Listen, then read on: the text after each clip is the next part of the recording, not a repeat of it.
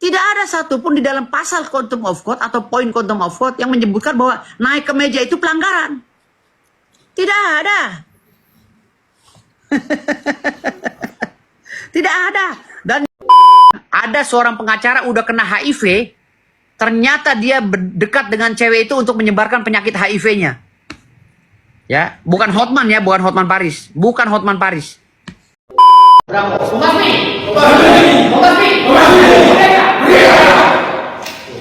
Untuk berita acara sumpah saya, tidak ada yang boleh mengganggu-gugat karena saya tidak punya kesalahan. Banyak advokat yang kali pecat dari organisasinya. Ya, salah satunya saudara HP. Pilihan jadi ketua MA karena saya persiapan mencatin hakim yang nggak benar, Ini konsepnya biji mana nih, coba dah. Di gedung MA, lu latihan jadi ketua MA. Di gedung DPR, lu latihan jadi anggota dewan. Kayaknya nih, ini sih jangan-jangan. Kayaknya sih jangan-jangan ya.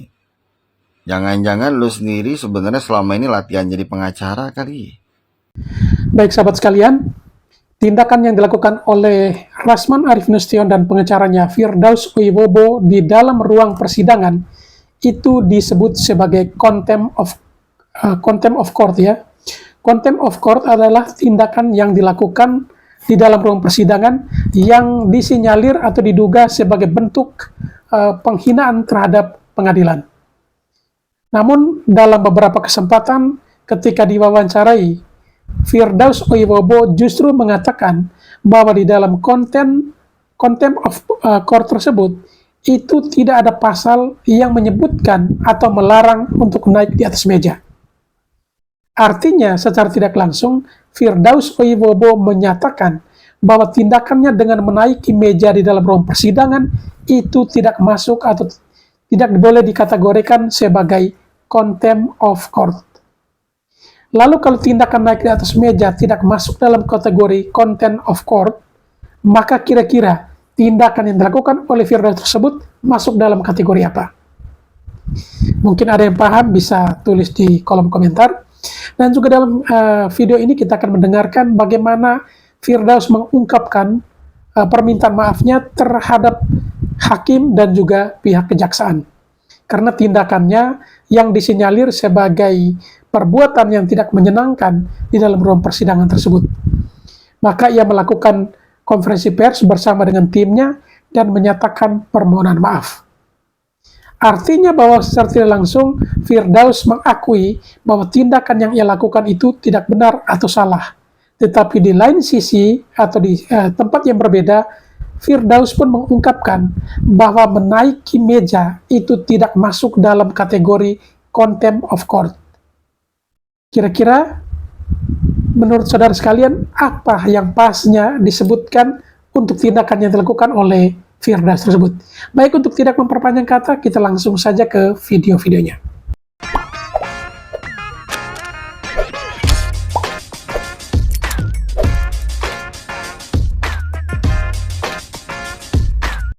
tidak ada satupun di dalam pasal contempt of court atau poin contempt of court yang menyebutkan bahwa naik ke meja itu pelanggaran.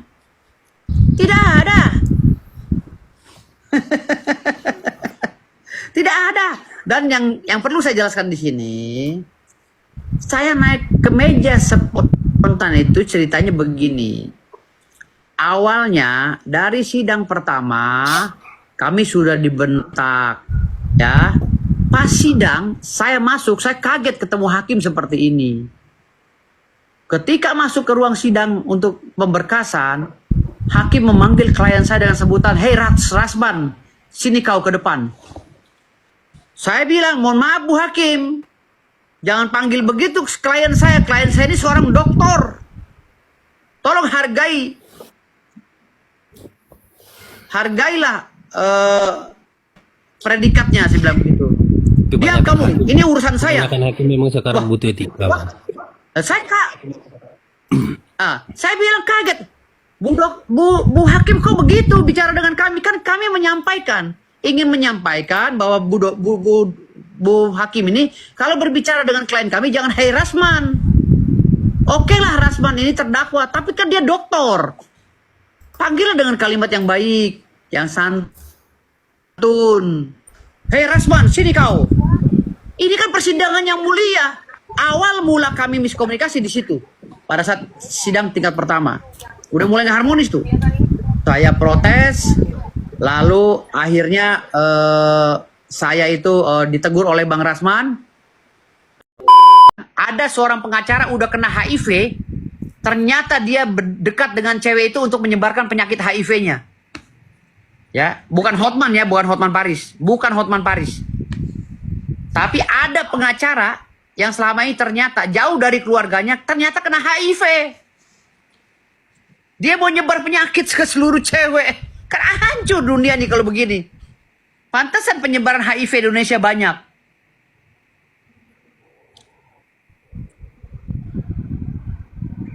Jadi seperti itu kita ini, kalau saya sih kalau ada yang membuli saya nggak ngaruh lah. Orang saya masih adem-adem aja kok, santai. Balik ke rumah masih bahagia ya kan.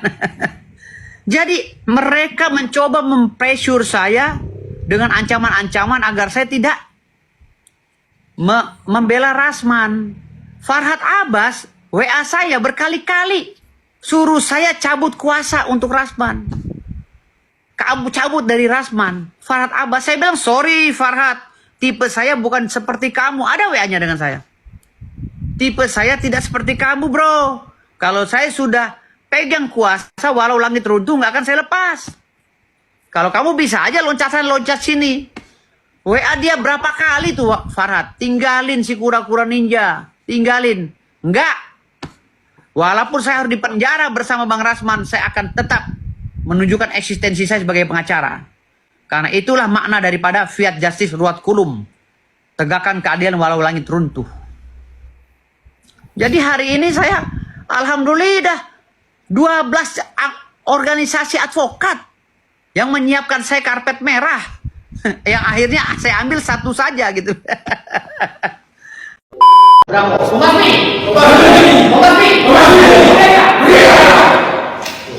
Untuk berita acara sumpah saya tidak ada yang boleh mengganggu gugat karena saya tidak punya kesalahan. Banyak advokat yang kali pecat dari organisasinya. Ya, salah satunya saudara HP. Dia juga dipecat dari Perani, tapi pindah ke organisasi lain dan kawan-kawan lainnya. Itu hal biasa dalam beracara. Ya.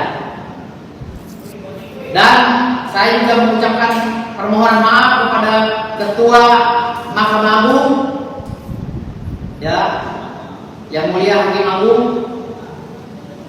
Saya juga memohon maaf kepada Kepala Kejaksaan Agung, Yang Mulia Kepala Kejaksaan Agung. Wabil khusus saya memohon maaf kepada Presiden Republik Indonesia Jenderal Purnawirawan Haji Prabowo Subianto dan Bapak Menko Polhukam Bapak Haji Yusril Iza Mahendra atau Bapak Profesor Dr. Yusril Iza Mahendra. Saya juga meminta maaf kepada seluruh rakyat Indonesia dan saya memohon dukungan dan doa karena saya sudah komitmen dalam tugas saya ketika saya menerima kuasa. Walau lalu tentu saya akan perjuangkan hak hukum klien saya. Dan saya akan tetap beracara dan saya akan membela rakyat. Dan masih banyak kasus-kasus yang saya tangani di luar sana dan alhamdulillah berjalan dengan baik. Ini bentuk diskriminasi terhadap diri saya, tapi saya tidak akan pernah melakukan pembelaan karena diskriminasi yang saya rasakan lebih kecil dibanding penghargaan Kongres Advokat Indonesia kepada saya selama ini yang telah memberi ruang kepada saya untuk menjadi advokat profesional selama 9 tahun. Saya atas nama pribadi dan organisasi saya membasmi mengucapkan terima kasih pada Kongres Advokat Indonesia. Semoga saja semua diberkahi oleh Allah SWT dirahmati oleh Allah SWT, dan semoga saja bangsa kita menjadi bangsa maju, khususnya di bidang hukum. Dari saya itu aja. Terima kasih banyak. Wabillahi taufiq wal hidayah. Wassalamualaikum warahmatullahi wabarakatuh. Bravo. Umasmi. Umasmi. Merdeka. Kami ini mendengar kabar saya diberhentikan. Saya kaget sekali karena tanpa ada persidangan etik langsung menjadi keputusan bahwa saya bersalah karena naik meja. Urusan yang remeh-temeh naik meja, ya, remeh-temeh naik meja secara tidak sengaja karena ingin memperjuangkan hak hukum klien saya. Organisasi saya, Kongres Advokat Indonesia, terpancing dan terbawa isu negatif yang dihembuskan oleh buzzer-buzzer. Padahal saya naik meja itu saya sudah jelaskan berulang-ulang, saya tidak tahu. Karena bentuk loyalitas saya terhadap klien saya, itulah perjuangan saya yang diajarkan oleh Kongres Advokat Indonesia. Saya tidak mengerti kenapa saya bisa di atas meja. Saking saya ingin membela hak klien saya. Ada ya orang naik di atas meja secara spontan dan bingung. Kenapa bisa di atas meja? Karena spontan. Saya naiknya aja bagaimana saya nggak paham. Tapi itu sifatnya spontan. Nah akhirnya itu naik saya di meja itu berimbas pada pemberhentian saya atau pencabutan kartu anggota saya di. Firdaus itu nggak tahu kalau naik meja itu cuma bayangannya. Dan berdasarkan klarifikasi press conference-nya sama Rasman Arif Nasution, dia mengatakan bahwa dirinya tidak tahu siapa yang menaikkannya di atas meja. Kafir dia katanya. Bahkan dia sanggup mengatakan dirinya kafir loh. Jangan main-main loh. Menyematkan dirinya kafir. Kalau misalnya dia tahu siapa yang menaikkan dirinya ke atas meja. Yang menaikkan dirinya ke atas meja ya dirinya sendiri. Kakinya sendiri, badannya sendiri, pikirannya sendiri, tindakannya sendiri. Kan gak mungkin khodam monyetnya.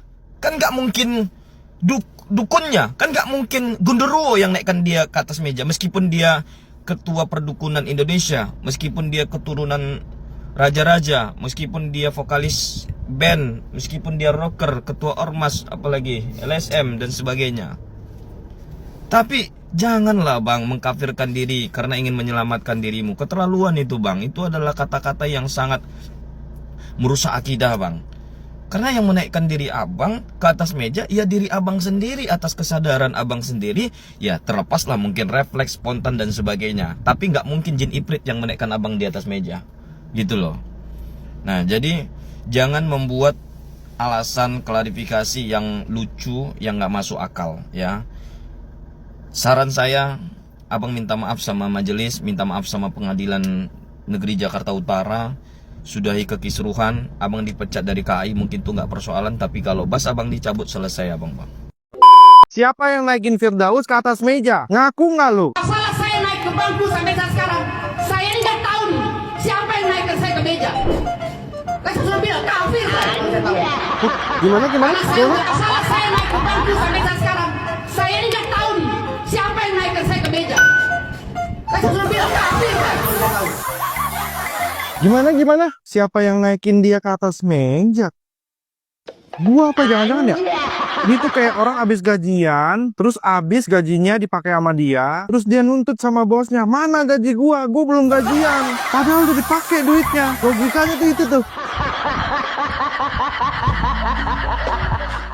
Apa susahnya sih lu tinggal bilang kalau lu refleks? Apa susahnya sih lu tinggal bilang kalau lu pengen nunjukin kalau lu jagoan gitu? Pakai nggak tahu siapa naikin dia ke meja. Ya lu naik sendiri. Lu siapa yang mau naikin lu? Siapa yang mau gendongin lu?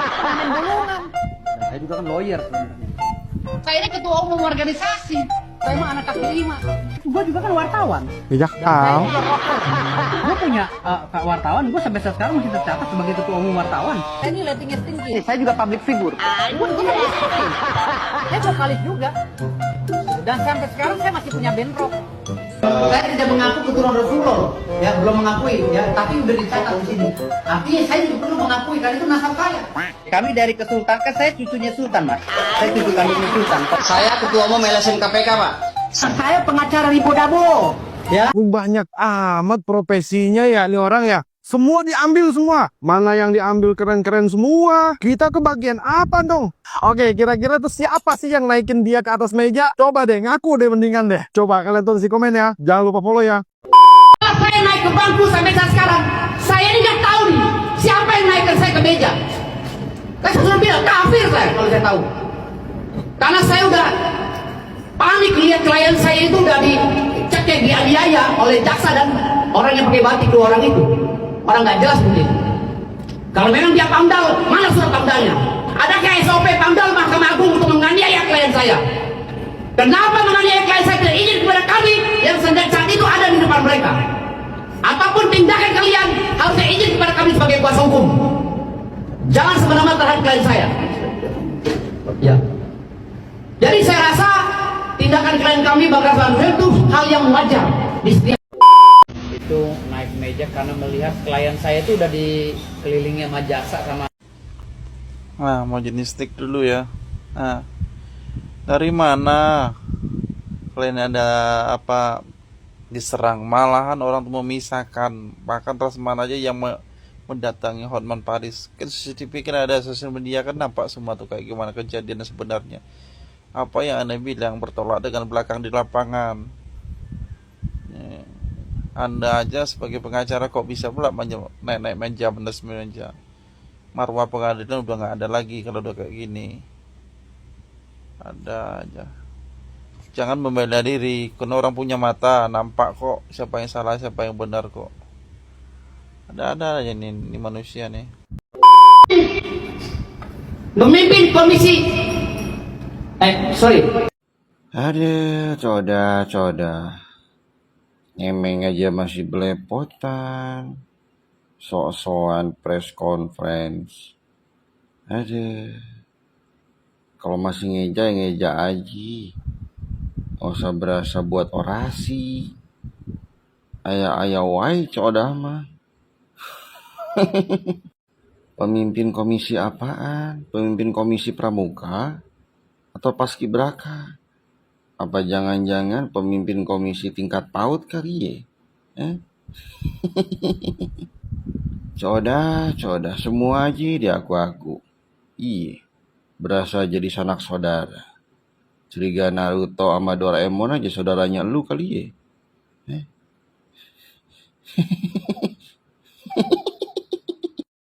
Saya ini nggak tahu nih siapa yang naikkan saya ke meja.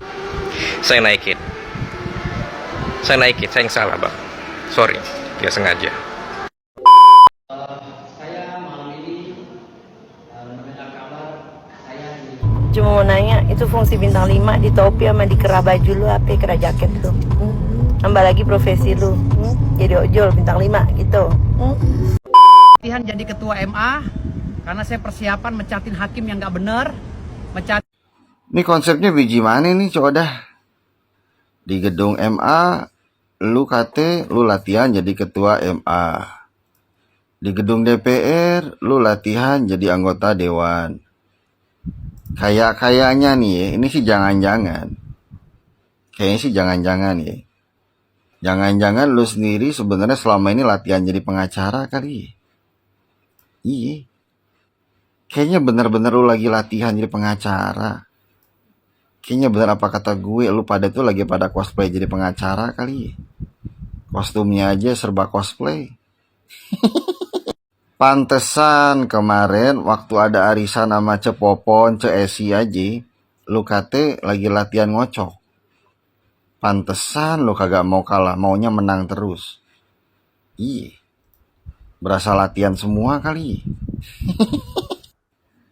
Oke, gue makin paham sekarang nih. Makin paham jalan pikirannya lu nih coda.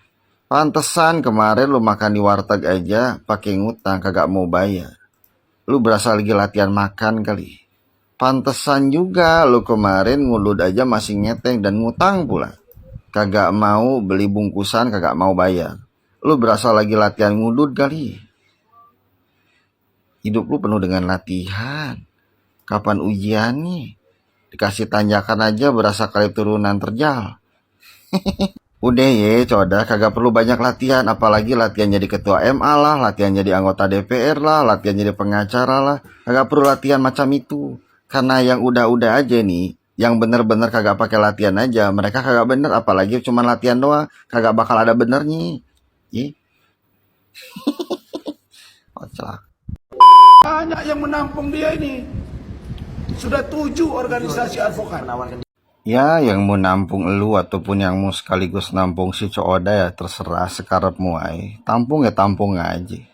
Ya minimal maksimal kita jadi semakin paham dan mengerti sekaligus bisa menilai organisasi advokat mana yang benar-benar memiliki kredibilitas dan profesional. Ya minimal maksimal. Karena seharusnya organisasi advokat yang kredibel dan profesional mampu menilai, mampu memfilter, mampu menyaring, mampu menseleksi advokat macam apa yang pantas dan layak untuk masuk dalam organisasi advokat. Jangan asal comot, jangan asal tampung. Karena apabila asal comot, asal tampung, itu akan merusak kredibilitas dari organisasi advokat itu sendiri. Ya, bahkan mungkin saja tidak menutup kemungkinan akan merusak nama baik dari organisasi advokat itu sendiri. Ya. Jangankan 3 atau bahkan 7 organisasi advokat yang mau nampung elu ataupun nampung Cooda.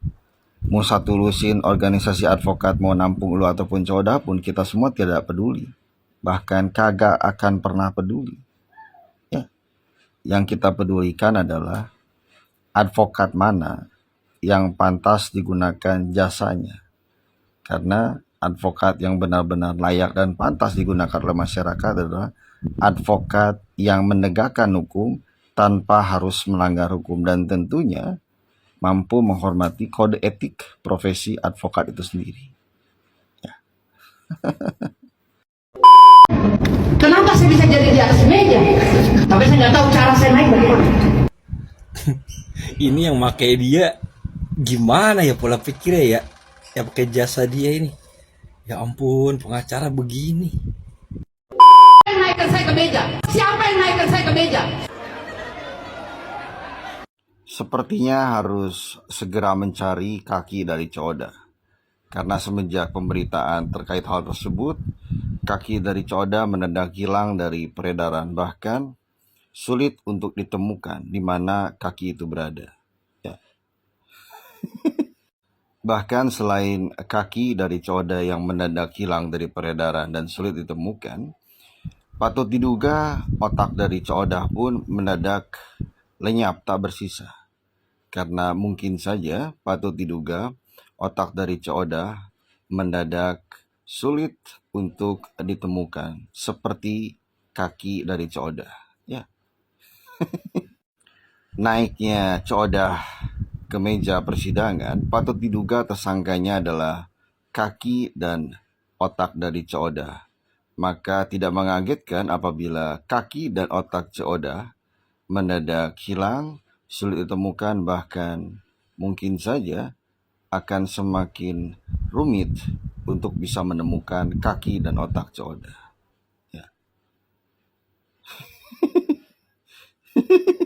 Maka untuk siapapun yang mampu menemukan dari otak serta kaki dari Cooda, maka untuk sesegera mungkin untuk menghubungi dan melapor ke mantri serta bidan terdekat agar pihak-pihak terkait mampu sesegera mungkin menangkap dan memeriksa otak dan kaki dari Cooda. Maka apabila pihak-pihak terkait dapat sesegera mungkin menangkap serta memeriksa otak dan kaki dari Cooda, maka sesegera mungkin pun kita akan mengetahui terkait motif, maksud, serta tujuan otak dan kaki dari Cooda berada di atas meja. Ya. Yang goblok siapa? Banyak yang menampung dia ini. Sudah 7 organisasi advokat. Ya, yang mau nampung elu ataupun yang mau sekaligus nampung si Cooda ya terserah sekarepmu ae. Tampung ya tampung aja. Ya minimal maksimal kita jadi semakin paham dan mengerti sekaligus bisa menilai organisasi advokat mana yang benar-benar memiliki kredibilitas dan profesional. Ya minimal maksimal. Karena seharusnya organisasi advokat yang kredibel dan profesional mampu menilai, mampu memfilter, mampu menyaring, mampu menseleksi advokat macam apa yang pantas dan layak untuk masuk dalam organisasi advokat. Jangan asal comot, jangan asal tampung. Karena apabila asal comot, asal tampung, itu akan merusak kredibilitas dari organisasi advokat itu sendiri. Ya, bahkan mungkin saja tidak menutup kemungkinan akan merusak nama baik dari organisasi advokat itu sendiri. Ya. Jangankan 3 atau bahkan 7 organisasi advokat yang mau nampung elu ataupun nampung Cooda. Mau satu lusin organisasi advokat mau nampung elu ataupun Cooda pun kita semua tidak peduli. Bahkan kagak akan pernah peduli. Ya. Yang kita pedulikan adalah advokat mana yang pantas digunakan jasanya. Karena advokat yang benar-benar layak dan pantas digunakan oleh masyarakat adalah advokat yang menegakkan hukum tanpa harus melanggar hukum dan tentunya mampu menghormati kode etik profesi advokat itu sendiri. Ya. Sekarang saya ini nggak tahu nih siapa yang naikkan saya ke meja. Nih bang nih, yang nonton video ini nih, yang naikkan abang ke meja nih, saya nggak bang.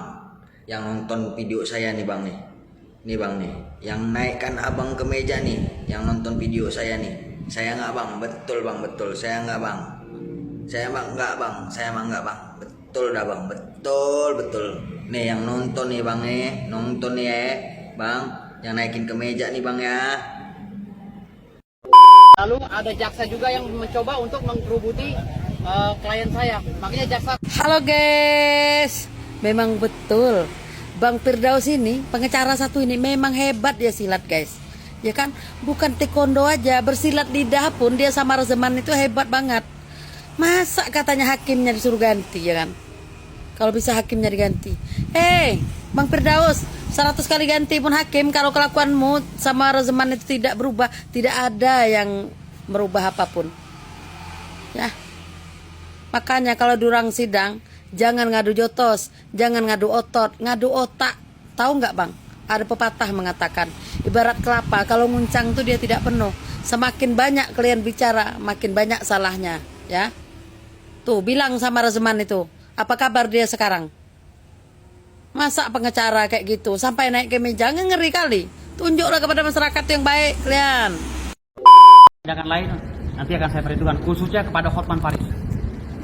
Silakan Bu Ida. Saya juga minta maaf kepada Ketua Pengadilan Jakarta Utara, minta maaf juga kepada Komisi Yudisial, minta maaf juga kepada Bapak Ketua Mahkamah Agung, Bapak Kepala Kejaksaan Republik Indonesia, dan khususnya saya meminta maaf kepada Bapak Yang Mulia Presiden Republik Indonesia Jenderal Haji Prabowo Subianto. Terima kasih banyak. Selamat pagi. Saya kaget. Selamat pagi ya. Saya kaget kok tiba-tiba Kongres Advokat Indonesia memberhentikan dengan tidak hormat Pak Firdaus dengan alasan yang belum mereka ketahui yang sebenarnya. Seharusnya dimanapun apapun kesalahan kita harus ada klarifikasi, harus ada. Nah, jangan sepihak. Dan dia tidak melihat, dia tidak berada pada posisi yang di sana, yang kejadian. Nah, disinilah maaf, sekali lagi saya mohon maaf, organisasi yang tidak punya anggaran dasar, anggaran rumah tangga yang benar-benar memperjuangkan anggotanya. Ini diragukanlah advokat-advokat muda untuk masuk pada organisasi yang tidak bertanggung jawab kepada anggotanya. Seharusnya dia panggil, dia pertanyakan, dia bela. Jika dibawa sidang etik, jika tidak bersalah, jika tidak disengaja atau memang menginjak-injak, berikan dia sanksi. Jangan harus dipecat. Ini apaan ini? Seolah-olah asal ada kasus Hotman Paris dipecat gitu. Jadi Hari Minggu pula dipecatnya. berarti tidak bermutu organisasinya. Gitu. Minggu malam pula dipecatnya. Nah, Orang lagi liburan. Iya, kantor buka malam Minggu Nah, malam. inilah seolah-olah ada pesanan mereka menghalalkan segala cara ketika ada pesanan tersebut. Di mana aturan yang mereka pegang? Di mana? Ayo lo, sekarang karir Bapak yang terancam. Dipecat kan dari pekerjaannya karena naik meja. Bapak mau tahu kenapa Bapak bisa naik meja? Karena ada dorongan dari energi negatif. Bapaknya teriak-teriak, marah-marah. Coba kalau energi positif, pasti Bapak akan menenangkan ruangan sidang. Bukan marah-marah seperti itu, teriak-teriak, jangan naik ke atas meja lagi. Sekarang karirnya dipecat. Aduh, kasihan. Kalau Bapak Hotman Paris kan udah tahu ya, dunia yang ngakuin kali ya. Lah kalau Bapak, jangankan untuk dunia, satu Indonesia aja, pasti ada yang gak kenal sama Bapak, pasti ya. Saya aja taunya karena kasus penggusuran di daerah Jawa Barat, saya taunya. Terus sama kasus ini, kenalnya. Daus, masa lu gak sadar kalau lu tuh ada di meja? Kalau tuh tiba-tiba lu terbang di meja, lu gak sadar? Kenapa bisa gak sadar lu? Emang lu kungfu master juara dunia? Tiba-tiba wow lu ada di meja. Sesadar itu kah engkau? Tidak sesadar itu kah engkau? Setahu gue kalau lu gak sadar, lu tidur. Karena saya fokus pandangan saya ke sana. Pandangan saya fokus ke depan, melihat klien saya tahu. Saya kalau mengamati video ini, kesalahan bukan di Firdaus, tapi kesalahan ada di meja. Kenapa ada meja di depannya Firdaus? Memang Indonesia ini negara yang lucu. Cuma di Indonesia ada pengacara lagi di ruang sidang, dia naik ke atas meja. Nih videonya. Itu lucu menurut tuh? Belum. Yang lebih lucu adalah ketika ditanya, Pak, kenapa Bapak naik ke atas meja? Ini jawabannya dia. Masalah saya naik ke bangku sampai saat sekarang, saya ini nggak tahu nih siapa yang naikkan saya ke meja. Buat Bapak pengacara yang terhormat yang naik ke atas meja, coba nih Pak, saya praktekin ya Pak. Masuk akal nggak omongan Bapak? Anggap saya jadi pengacaranya, anggap ini kursi meja ya.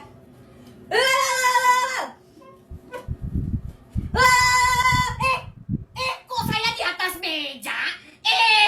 Siapa yang naikin saya ya? Hah? Kamu, kok saya di atas meja? Apa saya terbang? Hah? Apa saya mental? Hah? Gimana? Masuk akal nggak? Masuk akal nggak, Pak? Hah? Masuk akal? Enggak dong. Bapak kayak lagi bohong-bohongin anak SD, Pak. Papa saya punya sepatu ada roketnya. Papa saya kalau malam jadi polwan, nggak mungkin dong. Polwan kan polisi wanita. Mama saya kalau marah tiba-tiba jadi Godzilla. Gitu dong. Pak, mohon maaf. Saya sebagai orang Indonesia, ia mengakui banyak orang Indonesia yang masih kurang pintar lah. Coba lihat itu Abizar. Masih banyak yang mau nonton, masih banyak yang mau nonton. Nggak ada yang nonton. Tapi gini Pak, Bapak kan pengacara, orang yang berpendidikan.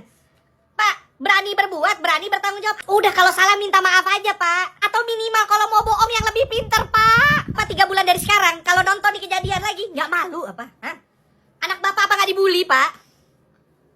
Kamu main sama siapa sih? Siapa tuh itu ya bapaknya tiba-tiba naik meja? Tapi nggak inget. Indonesia kan negara hukum ya Pak, hukum yang paling tinggi nih. Jangan dimain-mainin lah Pak. Bapak kan harusnya jauh lebih ngerti daripada kita-kita nih. Nah, terus sebagai penutup di video nih Pak, mumpung saya lagi bikin video tentang Bapak nih. Saya ngeliat video lain, Bapak ada yang ngaku sebagai rocker, pemain film, wartawan, punya PH, pengacara, pengamen bulungan. Bapak katanya ini, katanya itu. Jadi sebenarnya Bapak ini siapa sih Pak?